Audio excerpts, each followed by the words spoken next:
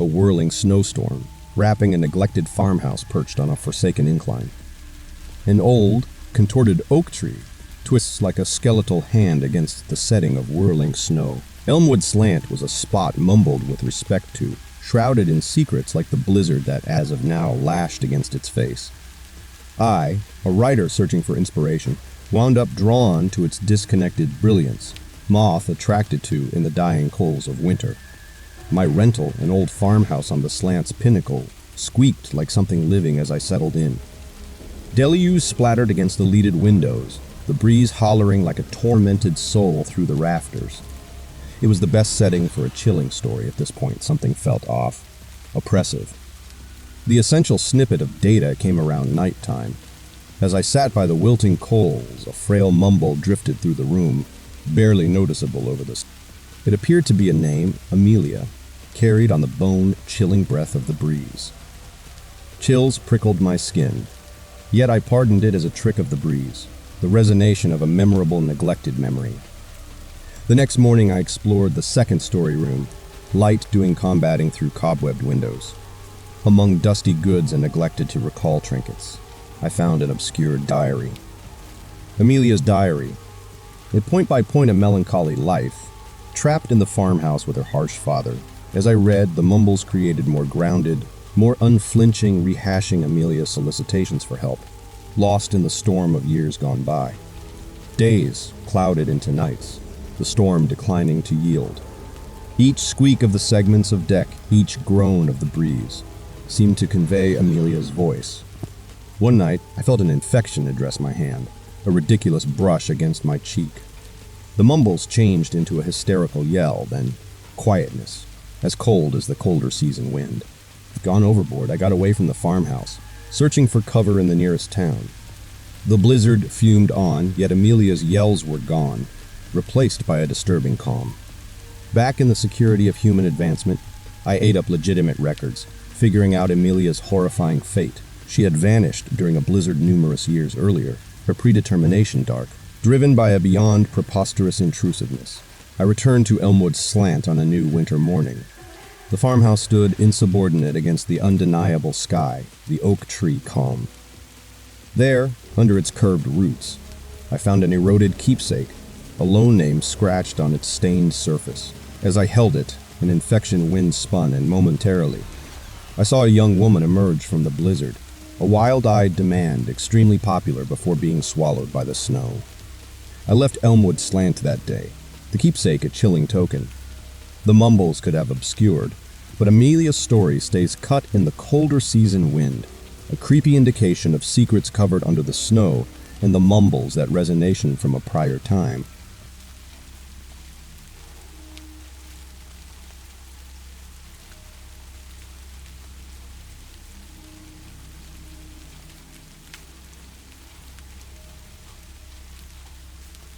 In the center of a genuine local area, settled between chilled trees and mystery in the cold embrace of winter, stood a cabin that held secrets more dark than the shadows it cast.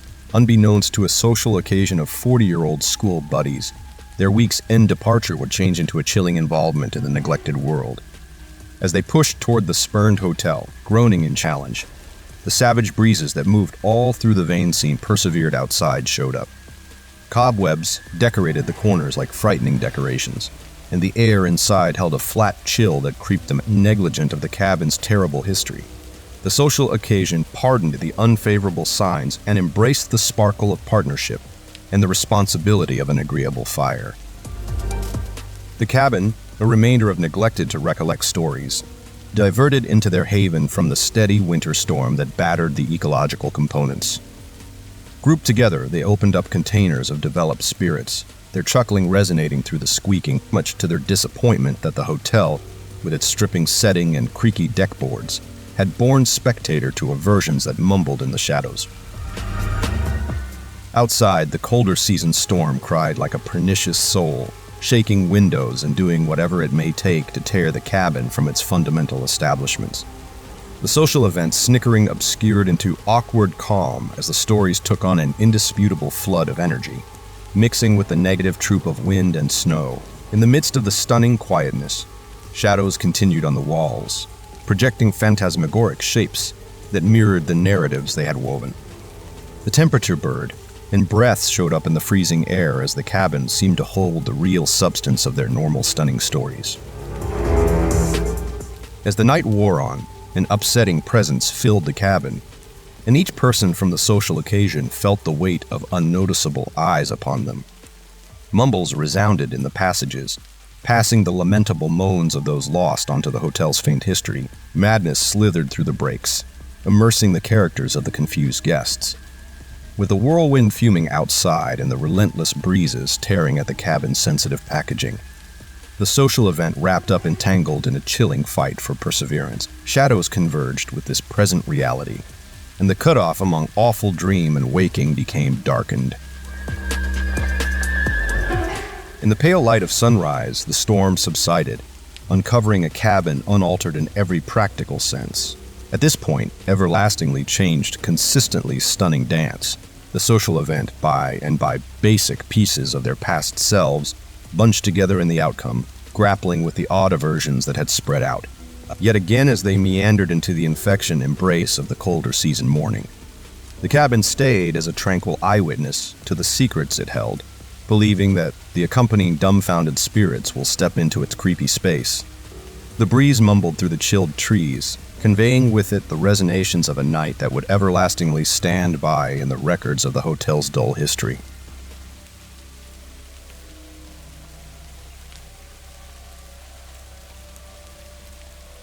A stupendous, yet somewhat rotting, Victorian manor ignoring a turbulent shore.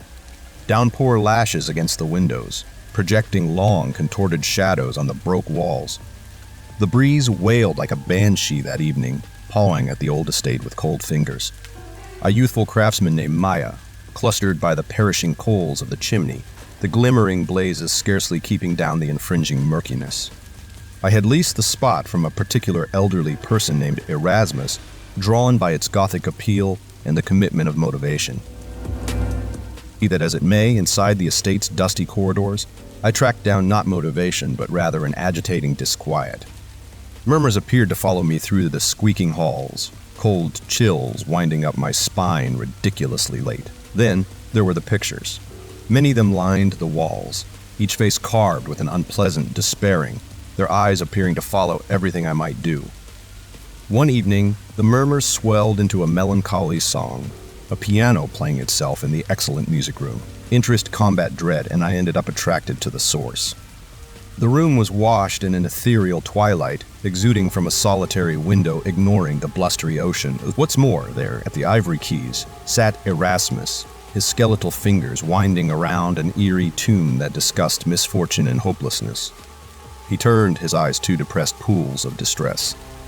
"Amelia," he croaked, his voice fragile like dry leaves. "You've returned." I stammered, preventing any information from getting Amelia. Yet Erasmus grinned, a chilling spot of his lips. "She adored this melody," he murmured, "until the tempest took her." That evening, the tempest seethed with restored rage, reflecting the disturbance inside me. Rest was a more odd pursued away by bad dreams of Amelia. A lovely lady with eyes, like the blustery ocean, arguing for help from the profundities of the manor's walls. Then, at some point, while investigating the loft, I found a secret room.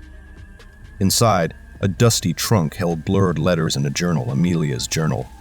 It discussed an energetic relationship with a nearby mariner, of Erasmus' objection, and at last of a portentous evening during a tempest when Amelia vanished. The last section creeped me out.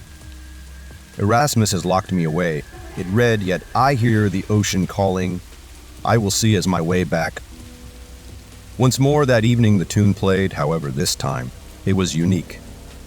It was a tune of fierceness, of a spirit looking for retaliation.